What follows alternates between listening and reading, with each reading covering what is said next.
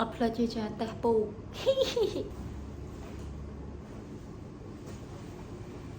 បន្ទប់ទឹកនេះអត់មានទ្វារទេអ្នកទាំងអស់គ្នានេះ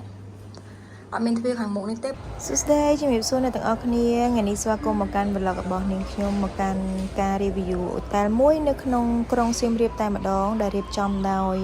ក្រសួងទេសចរចាឃើញថាហេដ្ឋារចនាសម្ព័ន្ធនៅក្នុងអូតែលគឺភាគច្រើនគឺឈើហើយនឹងគ្រឿងខ្មែរច្រើនមែនតើមើលទៅមានការចាប់អារម្មណ៍ខ្លាំងណាស់ស្អាតឥឡូវយើងធ្វើដំណើរដើរទៅខាងក្រោយនៅអូតែលតិចឃើញថាយើងមានចដើយន្តសម្រាប់ឡើងទៅជាន់នីមួយៗហើយខាងក្រោយនេះគឺមានអាងហែតុកធំទលាយខ្លាំងហើយទេសភាពគឺស្អាតហើយថ្ងៃហ្នឹងចំពេលថ្ងៃពពកគឺស្អាតមែនតើតែម្ដង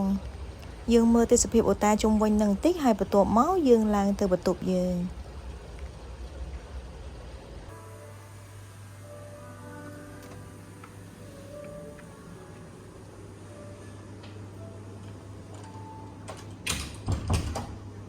ចូលម្ដងភ្លាមគឺបន្ទប់ទឹកតែម្ដងហើយបន្ទប់ទឹកនេះអត់មានទ្វារទេអ្នកទាំងអស់គ្នានេះអត់មានទ្វារខាងមុខនេះទេប៉ុន្តែកន្លែងពេលយើងចូលកន្លែងនេះមកគេមានទ្វារគេបើកហើយបន្ទប់ទឹកគេឡើង clean ហ្មងណាហើយមកខាងនេះមាន bathtub អូយ bathtub I like bathtub ប៉ុន្តែសំខាន់គឺ romantic មែនតើកន្លែងនេះពេលយើងចង់មើលមកកន្លែងគេចេះក៏បានចង់រឺតបិទក៏បានដែរកន្សែងកន្លែងមួយទឹកអូឡើង clean ហើយចូលមកឈ្ងុយហ្មងខាងនេះទូអូយបើអត់ចេញអូខេnice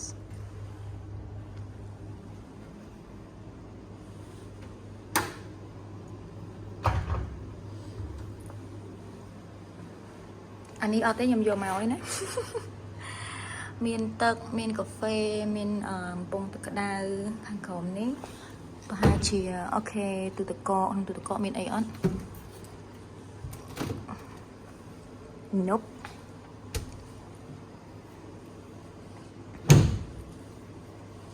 អូខេអូមានជីងខ្លាំងគីឡូទៀតផ្លាច់ពេលយើងមកដើរលេងមកយើងហូបអីជ្រុលហើយមើលខែអូយស្អាតទៅណានៅនេះមានកញ្ចក់មួយទៀតអូយខ្ញុំអត់ចង់ឡើងកញ្ចក់អីត្រូវតែថតហើយមានកៅអីទូចមួយតែប៉ុន្តែនេះប្រហែលជាមាន connect room បើយើងមានគ្នាច្រើនហ្នឹងទៅយើងអាចចេញចូលទៅទ្វារខាងនោះបានតែដោយសារតែអត់ទេយើង lock ចោលហើយនេះខាងនេះអី view អីគេដែរអូអត់មាន view អីហងមើល view ទៅផ្លូវចា nice like it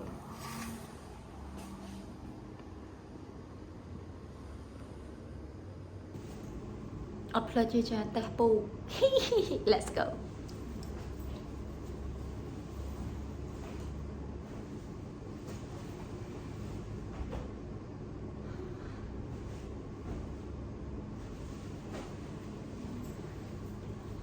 អូយពូគេឡើងតុនហ្មងតុនទាំងខ្នើយតុនទាំងអីទាំងអស់ហើយសំខាន់គឺខ្នើយនេះគឺដាក់ឲ្យច្រើនមែនតើនេះឡើង4ហើយមានអាខ្នើយទូចនេះ2ទៀតអូយគេងអូយសុខខ្លួនចុងជើងនេះមានទទួលសំខាន់នៅបន្ទប់ទឹក